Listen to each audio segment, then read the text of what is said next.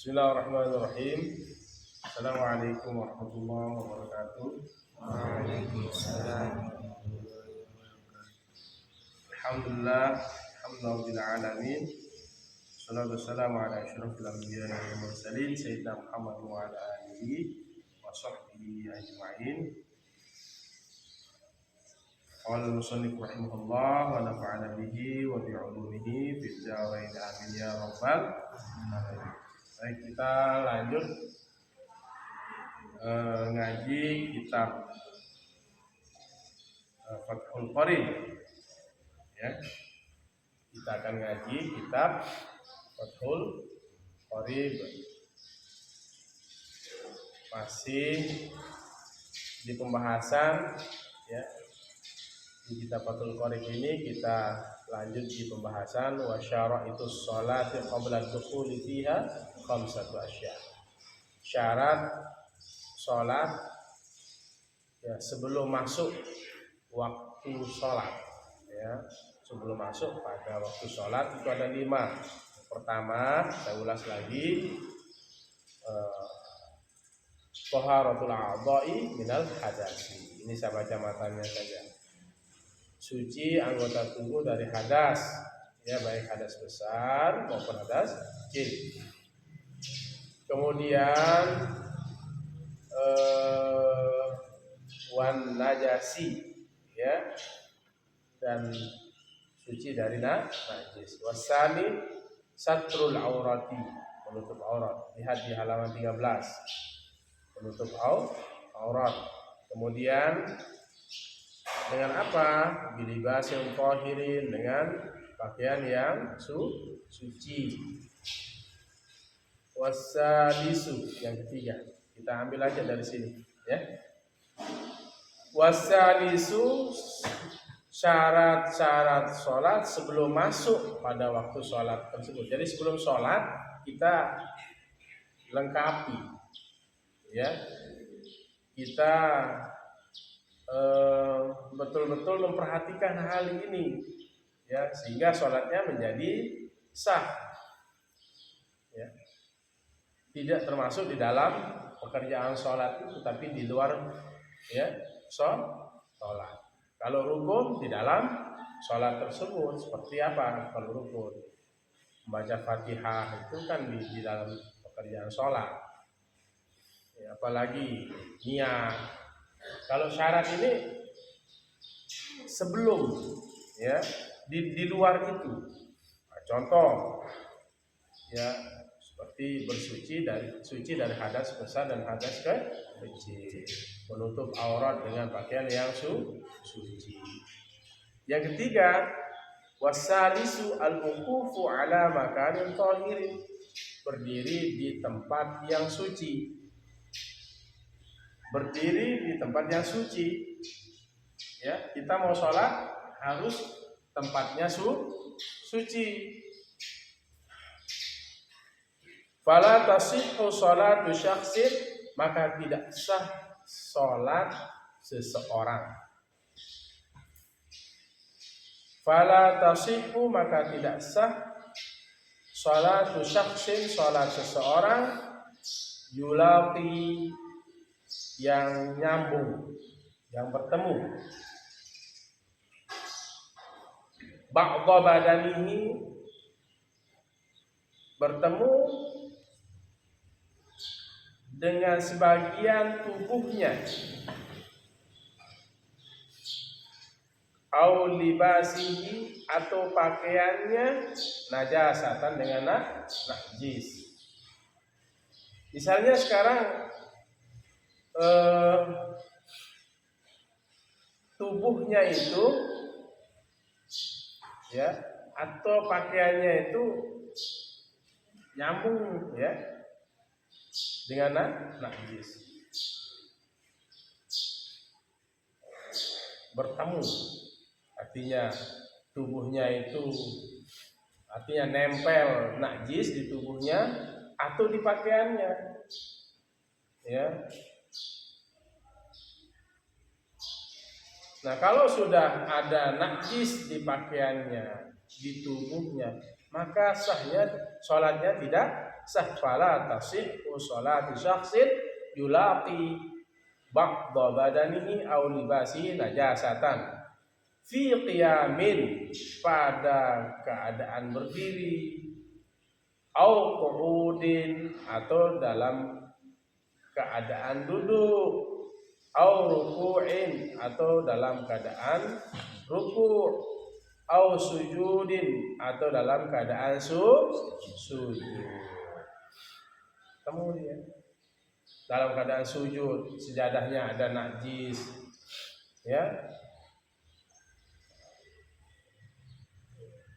Ini pokoknya kita terlepas dari najis, berdirinya di tempat yang suci, ya, tubuhnya suci, pakaiannya suci. Ini syarat sholat sebelum kita melaksanakan sholat. Ini kalau udah ketemu najis, kan sholat kita tidak. Warabi'u al-ilmu bidukhulil waqti, yang keempat adalah mengetahui masuk waktu, dengan masuknya waktu. Jadi kalau mau sholat itu harus tahu sudah masuk waktu apa belum. Nanti tidak sah sholatnya kalau belum masuk waktu. Au dhannu dukhulihi bil ijtihad, atau menyangka masuknya waktu itu, waktu sholat, ya, bil ijtihad, dengan ijtihad, dengan apa? Dengan pendiriannya, dengan ijtihadnya, ya, dengan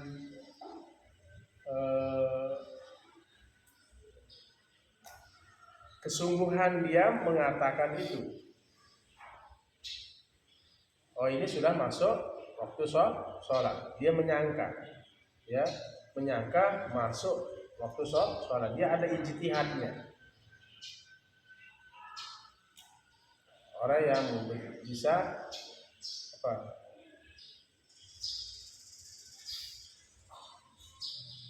memberikan kepastian, ya, itu ijtihad.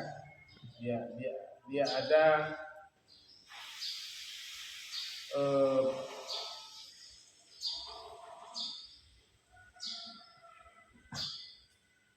ada yang menunjukkan bahwa ini sudah masuk waktu.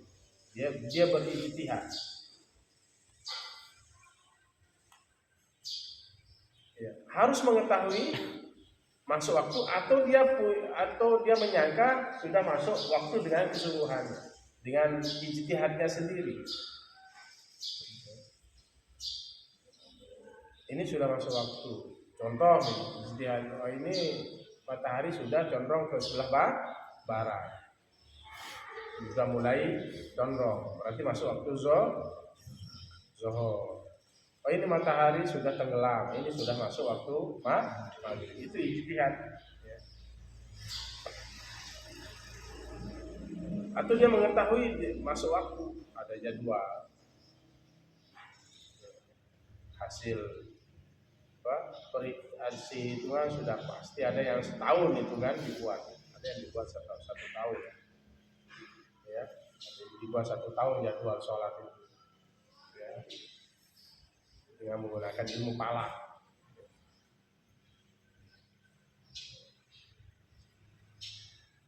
Falau sholat bi ghairi dzalika, maka jikalau ia sholat dengan tanpa itu, tanpa dia mengetahui masuknya waktu, atau dia tidak menyangka masuknya waktu dengan ijtihadnya, ya. Pokoknya sembarangan dia ini sholatnya, ya, nggak paham masuk waktu apa tidak, atau dengan menggunakan ijtihadnya. Fala tasihhu sholatuhu, maka tidak. Wala tasihha sholatuhu, maka tidak sah sholatnya. Wa in sodafal, pakai tak nggak di situ? Ada tak? Enggak. Wa in sadafal waktu, sekalipun bertemu oleh waktu sholat. Ada di barat wa in sadafatil waqta, sekalipun bertemu oleh sholat itu dengan waktu. Ada tak di situ? Wa in sadafal waktu, sekalipun bertemu dengan waktu sholat. Sekalipun dia benar itu sudah masuk waktu sholat, tapi dia tidak mengetahui bahwa itu sudah masuk waktu dan tidak punya ijtihad tentang masuknya waktu. Sekalipun dia benar sudah masuk waktu. Berarti kalau kita kan sekarang sudah untuk mengetahui masuk waktu itu dengan azan, ya kan? Sudah. Misalnya ini di tempat lain, ya tidak jauh dari kampung, ya tidak mendengar azan, tidak tahu jam, ya. Jadi harus mengetahui bahwa ini pasti sudah masuk waktu, baru sah sholat. Sekalipun waktu sholat itu apa? Memang benar, ya. Sekalipun harus paham, oh ini sudah masuk waktu. Harus pastikan ini sudah masuk waktu sholat, baik dengan jam atau kalender atau dengan azan atau dengan ijtihadnya sendiri bahwa ini sudah masuk waktu. Wal khamisu istiqbalul qiblati. Yang kelima adalah menghadap kiblat. Kalau mau sholat itu menghadap kiblat.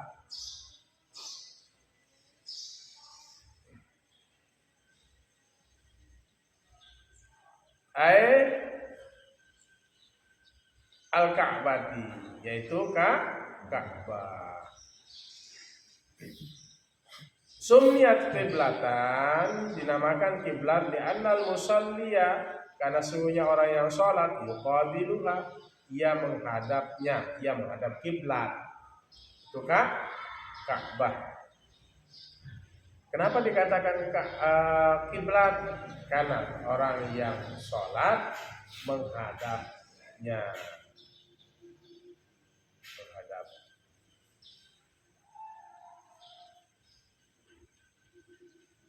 Itu makanya kenapa dikatakan kiblat? Karena dia menghadap, ya, menghadap kiblat.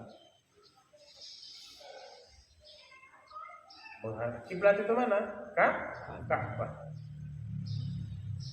Di annal musalliya yuqabiluha, karena orang yang sholat itu dia menghadapnya, menghadap Ka'bah, menghadap kiblat, menghadap. Wa Ka'batan, kenapa dikatakan Ka'bah? Lirtifaiha, karena ketinggiannya, ketinggian Ka'bah. Ya, sumyat, yang dimaksud dengan kiblat adalah Ka'bah. Dinamakan kiblat karena orang yang sholat menghadapnya, menghadap Ka'bah, menghadap kiblat. Ya, kiblat itu ya Ka'bah. Di wa Ka'batan ay sumyat Ka'batan lirtifaiha, dinamakan Ka'bah karena ketinggiannya. Wastiqbaluha bis-sadri, menghadap Ka'bah atau menghadap kiblat itu bis-sadri, dengan dada. Nanti kalau ada yang mengatakan apa yang dimaksud dengan kiblat? Ya Ka'bah. Ya. Wastiqbalul qiblati, ini syarat kita sebelum melaksanakan sholat, menghadap kiblat. Ai al-Ka'bati, itu Ka'bah. Kiblat itu ya Ka'bah. Ya, pentom. Dinamakan kiblat li'annal musalliya yuqabiluha, karena orang yang sholat itu menghadapnya, menghadap Ka'bah, menghadap kiblat. Atau Kalau kita kembalikan dhamir yang itu ya li'annal musalliya yuqabiluha ya ay yuqabilul qiblah wa ka'batan lirtifaiha, dinamakan Ka'bah karena ketinggiannya, ay summiyat Ka'batan lirtifaiha karena ketinggiannya, yang Ka'bah. Dan menghadap kiblat itu dengan apa? Dengan dada.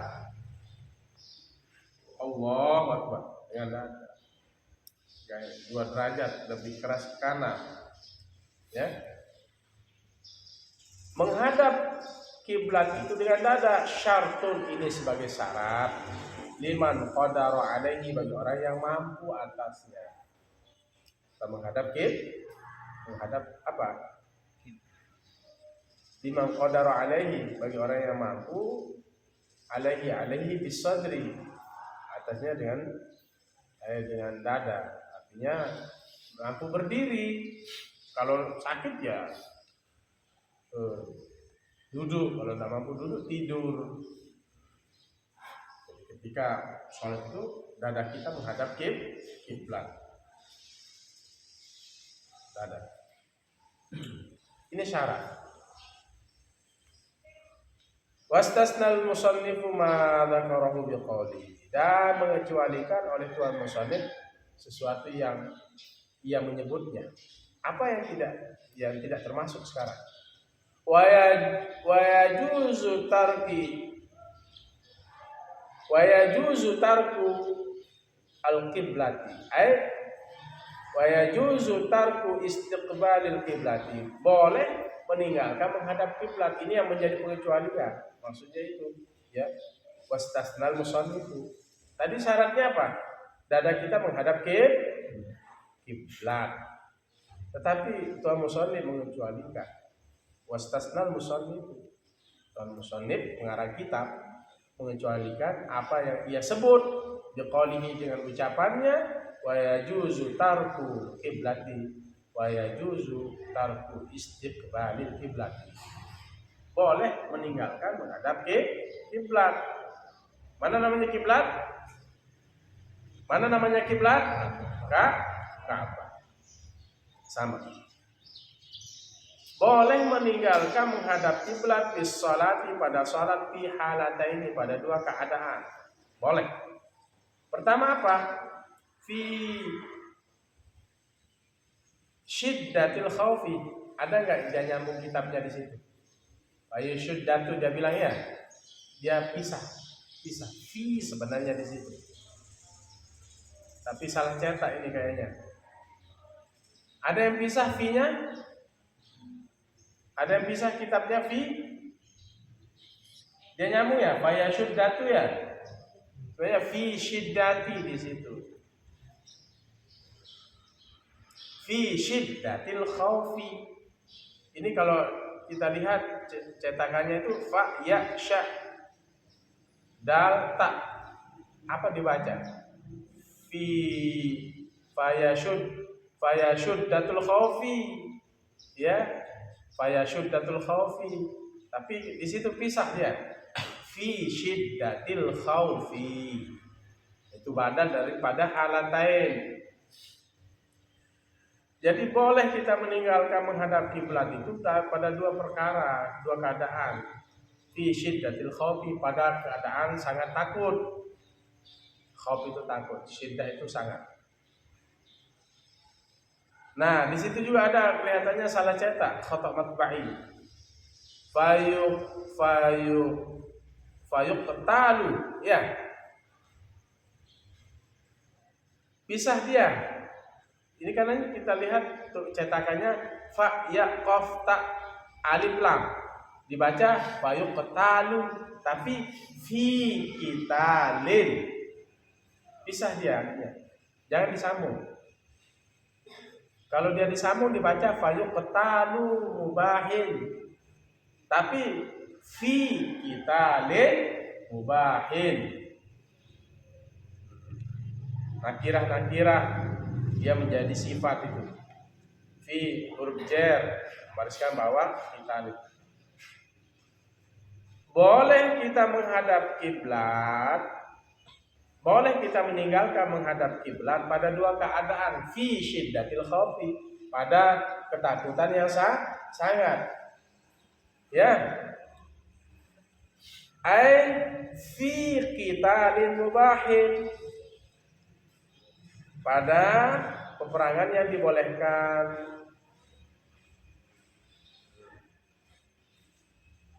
Misalnya dalam membela agama Islam, ya.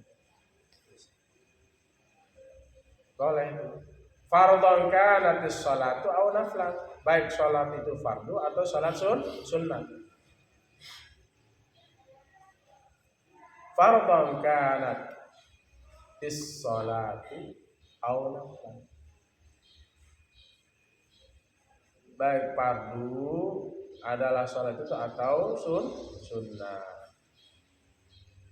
Walaupun dia sholat wajib 5 waktu itu atau sholat sunnah, boleh tidak menghadap kiblat. Pada apa? Pada ketakutan yang sangat takut karena ada musuh dan lain sebagainya. Maka meninggalkan menghadap kiblat itu boleh, tidak menghadap kiblat. Hadap timur dia sholat, boleh enggak? Boleh enggak? Boleh. Dalam keadaan apa? Fi syiddatil khaufi, dia membelakangi tembok, dia sholat hadap timur. Nanti kalau dia masuk, saya lihat musuhnya ini datang, misalnya dalam keadaan genting sekali. Tapi kalau sholat, ada nanti sholat dalam medan tempur, ada yang ruku, ada yang masih berdiri, dijaga. Ada yang sudah sujud, dia masih berdiri, terus begitu. Ini berdiri, ini dia sujud, ada caranya.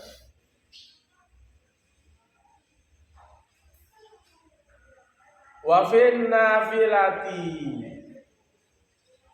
yang pertama apa? Fi syiddatil khaufi, boleh meninggalkan menghadap kiblat dalam keadaan sholat pada dua keadaan. Sangat takut, pertama kondisinya sangat takut. Yang kedua adalah wafin nafilati, pada kendaraan, bis safari. Wafin nafilati, dan pada sunnah.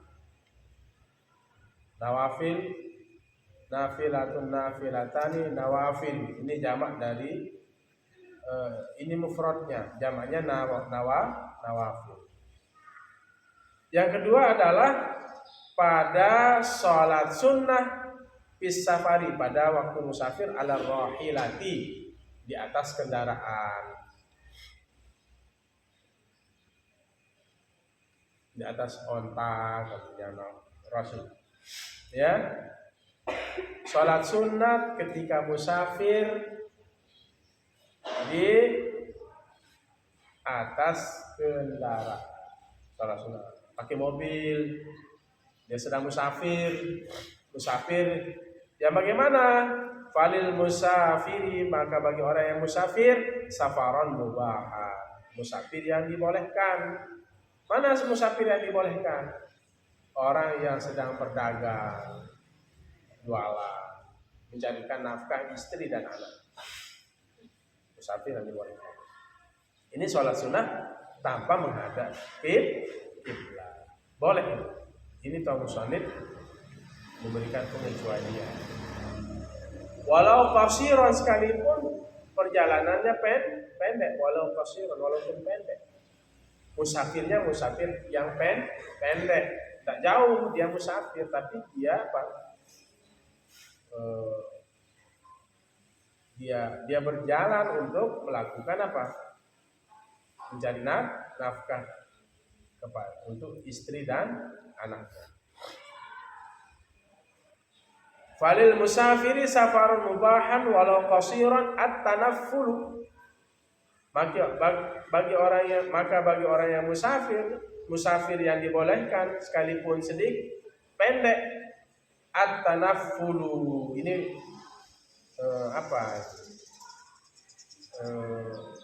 mubtada muakhar dia, ya. Lil musafir ini khabar muqaddam dia. Karena huruf jar jatuh di awal kalimat. Apa yang dibolehkan bagi orang yang musafir? Musafir yang mubah sekalipun perjalanannya pendek itu at-tanaffulu, salat sunnah. Saufa maqsadihi, sauba, ya, arah maqsadihi, tujuannya. Misalnya dia musafir ke arah selatan, boleh dia sholat sunat walaupun tidak menghadap kiblat. Tetapi dia posisinya musafir, sekalipun musafirnya pendek, tidak jauh ukurannya 20 kilo, 50 kilo, ya 75 kilo gitu. Nah, ini ya di dalam kitab ini. Kemudian waraqibud dabati, dan orang yang menunggang apa? Ad-dabbah, binatang ternak, ya.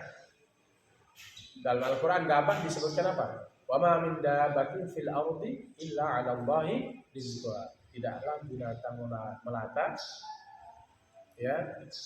Tidaklah binatang melata kecuali atas Allah rizkinya. Waraqibud dabati, dan orang yang menunggang binatang melata, la yajibu alaihi, tidak wajib atasnya, wad'u jabhatihi, menaruh keningnya, ala sarjiha, di atas pelana, di atas lapak masalah contohnya. Bal yumi'u, tetapi yumi'u, ya, ia memberikan isyarat biruku'ihi, dengan rukuknya, wa sujudihi, dan sujudnya.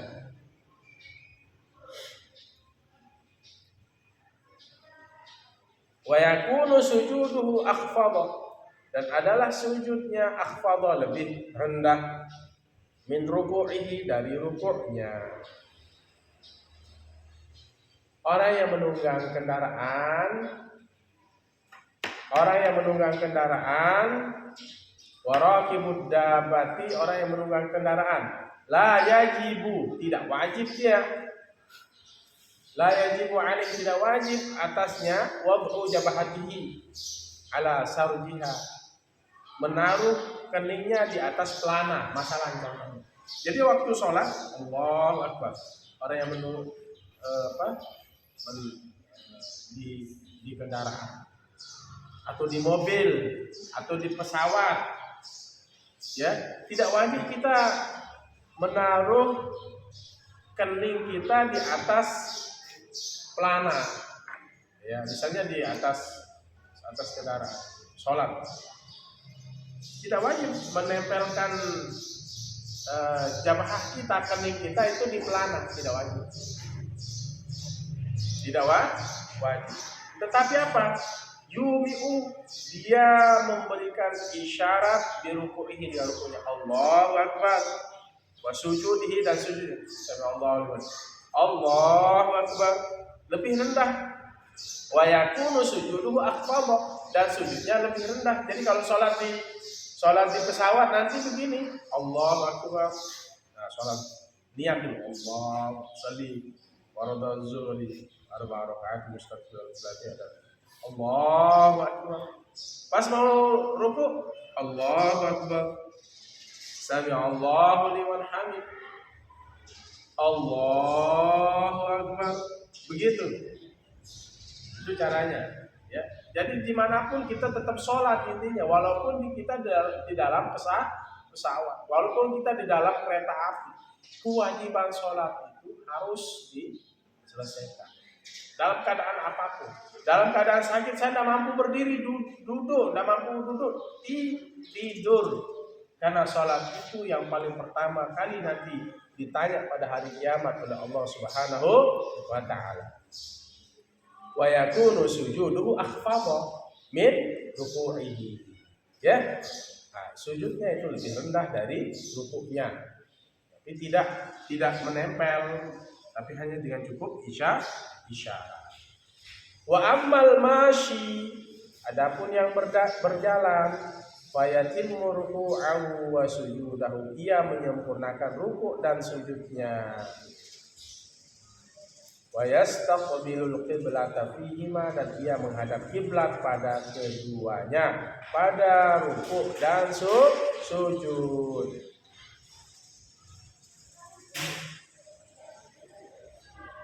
Wala yamshi, dan tiadalah ia berjalan illa fi qiyamihi, kecuali pada berdirinya, wa tasyahhudihi, dan tasyahudnya, tahiyatnya.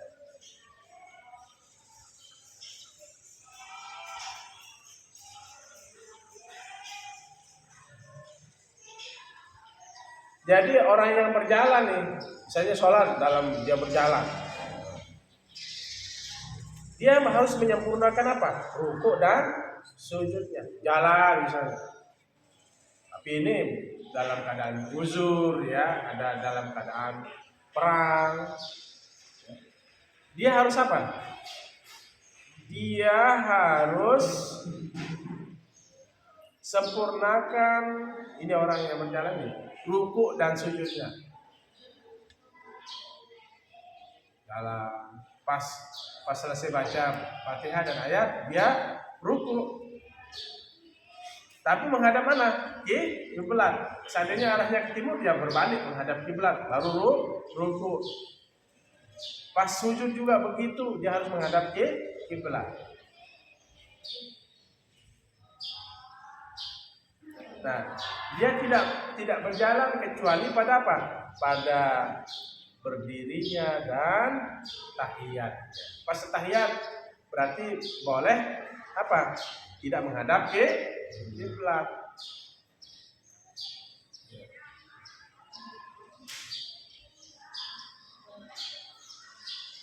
Dan dia melanjutkan perjalanan. Jadi waktu dia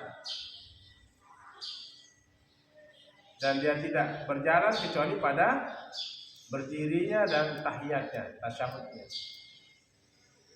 Pas tahiyat dia berjalan, ya, sambil jalan tahiyatnya. Kemudian pas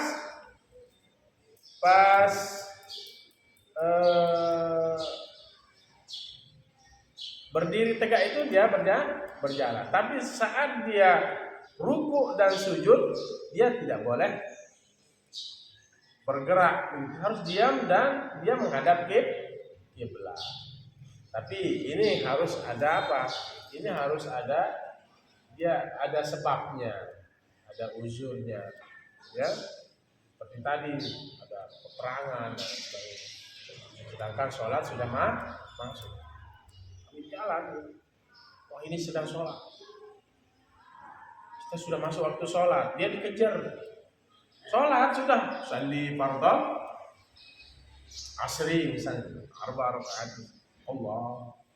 Tapi nanti pas ruku dan sujudnya, dia harus menghadap ruku.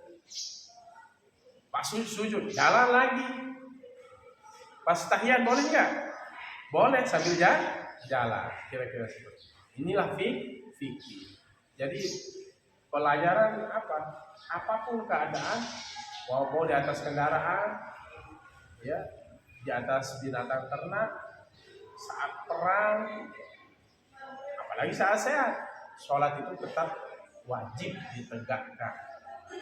Ini pilek-pilek sedikit, tidak sholat. Pusing-pusing sedikit, tidak sholat. Sampai kapan kita wajib sholat? Sampai kita mati. Kalau sudah mati jangan sholat, disolati.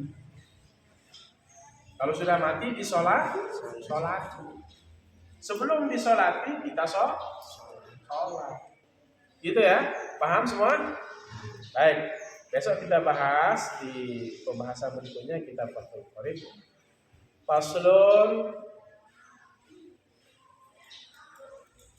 Fabi arkani sholati, dia bilang di situ apa?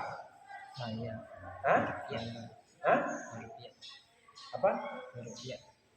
Ya, ini dia nyambung ya. Ada yang nyambung kitabnya nggak? Ada yang nyambung ya? Kalau di kitab saya di sini faya arkan dia bilang. Padahal fi arkanis sholati. Dia sambung huruf fi dengan kalimat arkan. Hati-hati ya. Ada nyambung nggak kitabnya? Ya. Itu sebenarnya fi putus arkani. Fi arkanis sholati. Faslun fi arkanis sholati. Banyak yang salah cetak memang kadang-kadang khata' matba'i namanya, salah cetak. Bukan kesalahan tuan musonif, tapi memang mesin cetaknya yang ini. Kita bahas rukun-rukun sholat. Nah, habis pembahasan syarat sholat sebelum masuk waktu. Syarat-syarat kita melaksanakan sholat sebelum masuk waktu masuk pada pelaksanaan sholat itu ada 5, sudah kita bahas tadi ya. Suci anggota tubuh dari hadas besar maupun hadas kecil dan dari najis, suci dari najis. Yang kedua, menutup aurat ya dengan bilibasin thahir, pakaian yang suci. Kemudian yang ketiga, berdiri di tempat yang suci. Kemudian yang keempat, mengetahui masuknya waktu sholat. Yang kelima, menghadap kiblat. Baru sholatnya ya. Wallahu a'lam bishawab. Bismillahirrahmanirrahim. Alhamdulillahil alamin. Allahumma shalli wa sallim wa barik ala sayyidina Muhammadin wa alihi khatim lima sabaq. Nasirul haqqi bil haqqil hadi ila siratal mustaqim. Sallallahu alaihi wa alihi wa sahbihi haqqa qadri wa miqdaril azim. Wa naghfir lana wa li walidayna wa rahmana wa baina sallallahu Allahumma faqihna fid din wa 'allimna at-ta'wil. Rabbana atina fid dunya hasanah wa fil akhirati hasanah wa qina adzabannar. Wa hawala ala